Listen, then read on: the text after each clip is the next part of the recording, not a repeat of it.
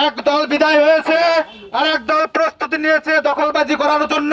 কয়েকদিন ধরে এই বান্দাইখারা বাজারে বৈফুরের মতন কিছু নতুন চান্দাবাজের আবির্ভাব হয়েছে। আমরা সেই জন্য আমরা জানান দিলাম আজকে ইনশাআল্লাহ ভবিষ্যতে কোনো চান্দাবাজের জায়গায় বান্দাইখারা বাজারে হবে না। ব্যবসায়ী ভাইরা যারা আছেন তাদেরকে বলতে চাই, যে কোনো চান্দাবাজ আপনাদের কাছে চান্দা নিতে আসলে অবশ্যই আপনারা ধরে বেঁধে রাখবেন, এবং যে দলেরই কেন না হোক চান্দাবাজ এই দেশের শত্রু, এই জাতির শত্রু। ঠিক কিনা বলেন?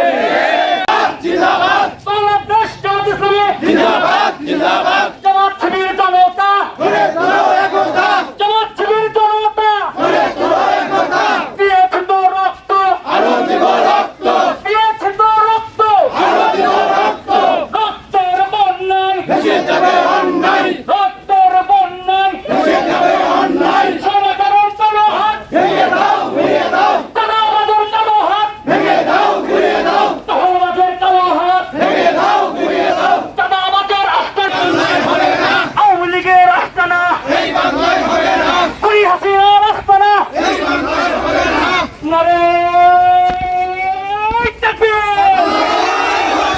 নারে তাকবীর আল্লাহু আকবার বাংলাদেশ জামাত ইসলামী জিন্দাবাদ জিন্দাবাদ জিন্দাবাদ জিন্দাবাদ। বাংলাদেশ জামাত ইসলামী দখলবাজের আস্তানা ভেঙে দাও ঘুরিয়ে দাও ঘুরিয়ে দাও ভেঙে দাও, দখলবাজের আস্তানা চান্দাবাজের আস্তানা ভেঙে দাও ঘুরিয়ে দাও ঘুরিয়ে দাও ভেঙে দাও। দখলবাজের আস্তানা খুনি হাসিনা বিশেষ করে জামাত ইসলামকে কিভাবে নির্যাতন করেছে, জামাত ইসলামের নেতৃবৃন্দকে বিচারের নামে প্রহসন করে ফাঁসি কাস্তে ঝুলিয়ে মেরেছে, হত্যা করেছে।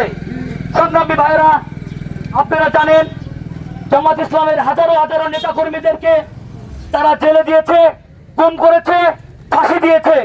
সবচেয়ে নির্যাতিত হয়েছে, নিপীড়িত হয়েছে এই বাংলার জমিনে বাংলাদেশ জামাত ইসলাম। অপরাধ কি ছিল? অপরাধ হচ্ছে একটাই, বাংলাদেশ জামাত ইসলামে চেয়েছিল একটি মানবিক সমাজ গঠন করার জন্য। বাংলাদেশ জামাত ইসলাম চেয়েছিল একটি কল্যাণমুখী বাংলাদেশ, একটি সুখী সুন্দর দুর্নীতি মুক্ত বাংলাদেশ গড়ার জন্য। এই সুখী সুন্দর দুর্নীতি মুক্ত বাংলাদেশ গড়ার জন্য বাংলাদেশ জামাত ইসলামী এখনো প্রতিজ্ঞাবদ্ধ আছে। আমরা যদি ঐক্যবদ্ধ থাকতে পারি, ইনশাআল্লাহ আগামীতে বাংলাদেশ জামাত ইসলামী বাংলাদেশ একটি সুখী সুন্দর ইসলামের সমান আদর্শের ভিত্তিতে একটি ইনসাফ ভিত্তিক, ন্যায় ভিত্তিক, সমান সুন্দর বাংলাদেশ উপহার দিবে ইনশাআল্লাহ।